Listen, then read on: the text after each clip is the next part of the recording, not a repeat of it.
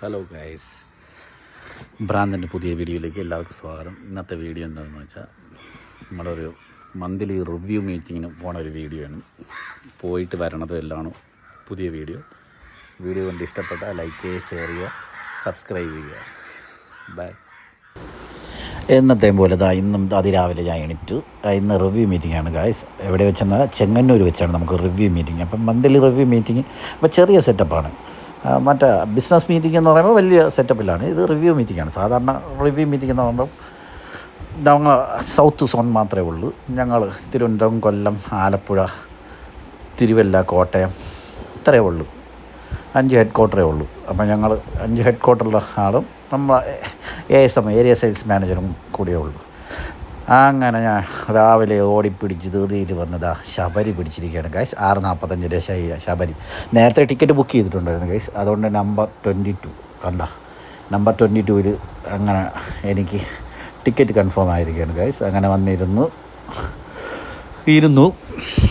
ഇനി നമ്മളെ കൊലീഗ്സിന് വേണ്ടിയുള്ള കാത്തിരിപ്പാണ് ഗായ്സ്. നമ്മളുടെ കട്ടപ്പയ്ക്ക് വേണ്ടിയുള്ള കാത്തിരിപ്പാണ്. ഇതാ വരുന്നു നമ്മളുടെ കട്ടപ്പ.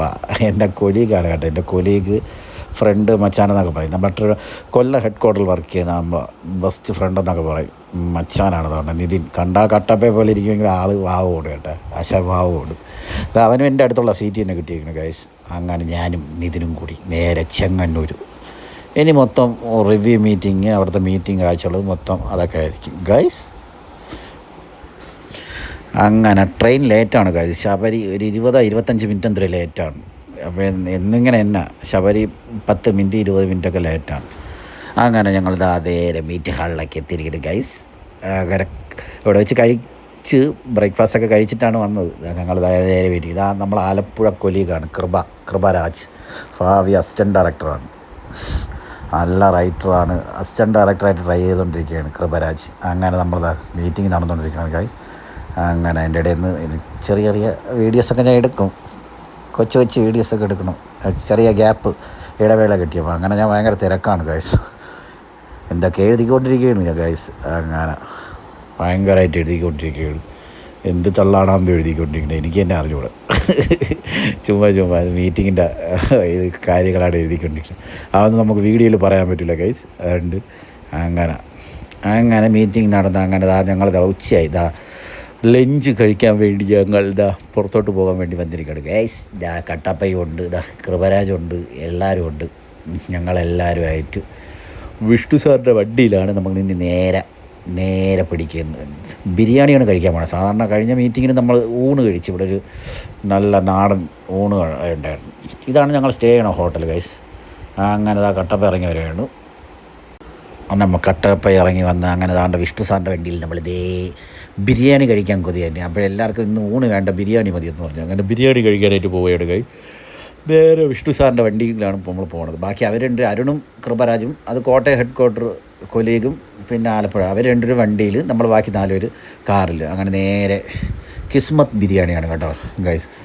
ബിരിയാണി ആയതുകൊണ്ട് പറയണമല്ലോ. ഇത്തിരി കൂടുതലാണ്. 240 രൂപ എന്തിനാണ് ബിരിയാണിയുടെ റേറ്റ്. പക്ഷേ ബിരിയാണി കൊള്ളാം. പീസ് ഉണ്ടായിരുന്നു, ഒരുപാട് പീസ് ഉണ്ടായിരുന്നു. പക്ഷേ റൈസ് കുറച്ചേ ഉള്ളായിരുന്നു. പക്ഷേ കുഴപ്പമില്ല, കൊള്ളാം.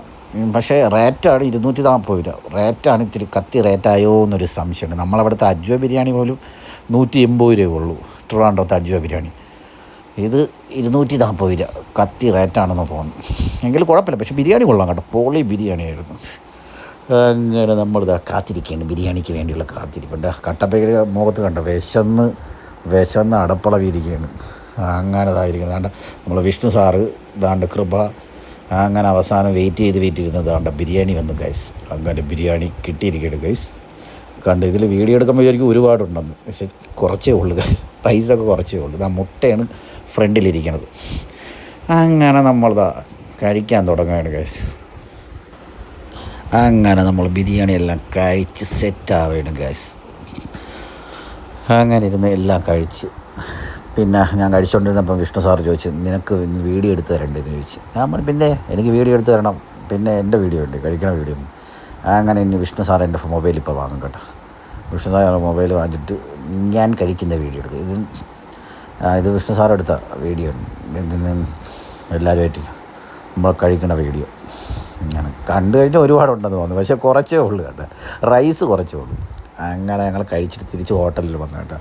ആ ഹോട്ടലിൽ തിരിച്ച് വന്ന വീഡിയോസൊന്നും എടുത്തില്ല, എടുത്ത് ആഡ് ചെയ്തില്ല, ഇത് ഭയങ്കര ലോങ്ങാവും. അതുകൊണ്ട് പിന്നെ വീണ്ടും വന്നത് വീണ്ടും മീറ്റിംഗ് സ്റ്റാർട്ട് ചെയ്ത് മീറ്റിംഗ് തുടങ്ങി.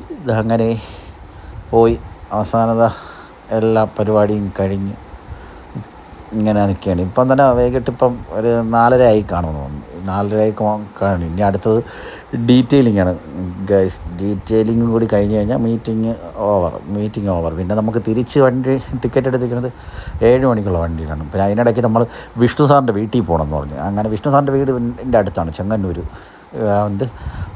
പാണ്ടനാട്. ആ സ്ഥലത്തിൻ്റെ പേര് മറന്നു കേട്ടെ. പിന്നെ സാറിൻ്റെ വണ്ടി തന്നെ നമ്മൾ നേരെ സാറിൻ്റെ വീട്ടിലോട്ട് പോയി.